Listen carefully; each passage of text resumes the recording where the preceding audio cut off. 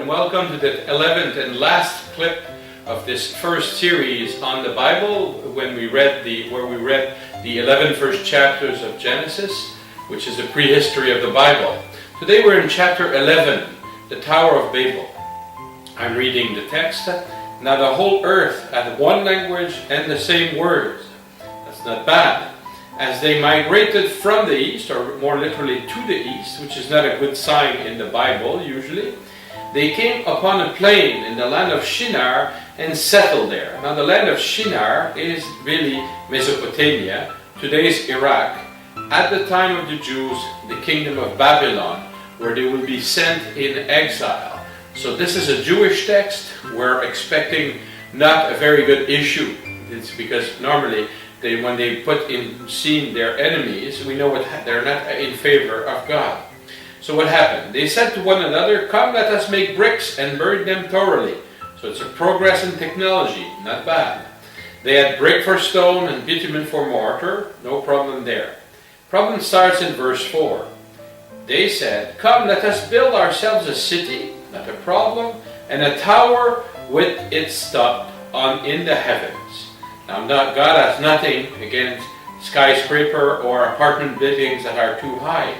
The problem is that in the worldview of the Bible at that time, the heavens are God's territory.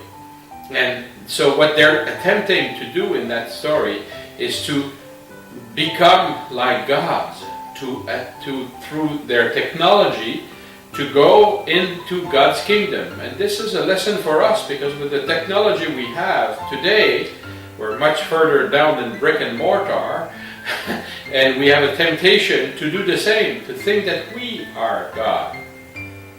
"Let us make a name for ourselves," they said, "otherwise we shall be scattered abroad upon the face of the whole earth." Now let's remember that God's mission for humanity was to fill the earth. So what they're doing is to let us become our own God, and let's go against God's will, who wants us to fill the earth. Let's not be scattered anymore and have only one language.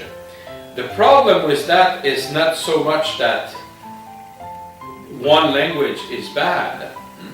The problem is that if there's only one language, we miss something of great importance, and the rest of the story will let us know. Verse 5. "The Lord came down to see the city and the tower which mortals had built." Interesting. The irony here. They are building a city to go in the top of heavens, and in order to see it, God has to go down. And what God says then to himself then is that, look, they are one people, they have all one language. And this is only the beginning of what they will do. Nothing that they propose to do will now be impossible for them.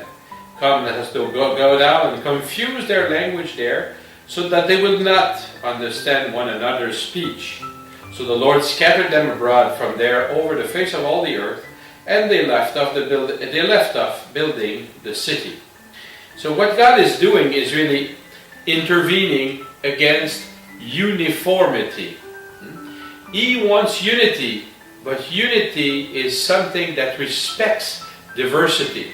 It's understanding between people who have not the same culture, who are not speaking the same language, and they're able to respect their differences and live in unity. When we think of what is happening today in the global village, that little world we live on, we tend to choose uniformity. Everybody eats at McDonald's. Everybody wears the same kind of jeans. What makes the characteristic of a people is tending to disappear. Unfortunately, and this is against God's will, He wants us to have a unity that will respect our diversity.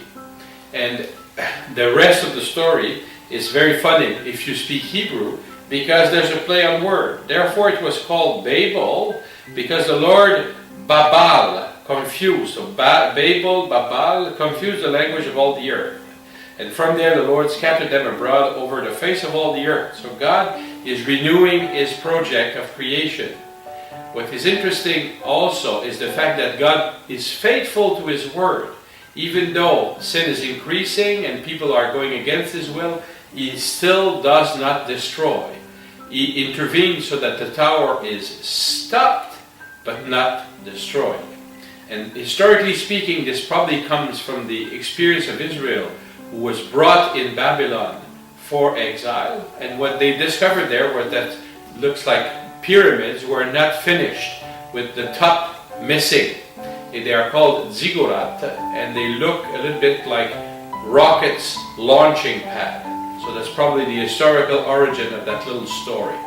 What do we have to remember? I think that we have to respect one another, create unity without imposing uniformity.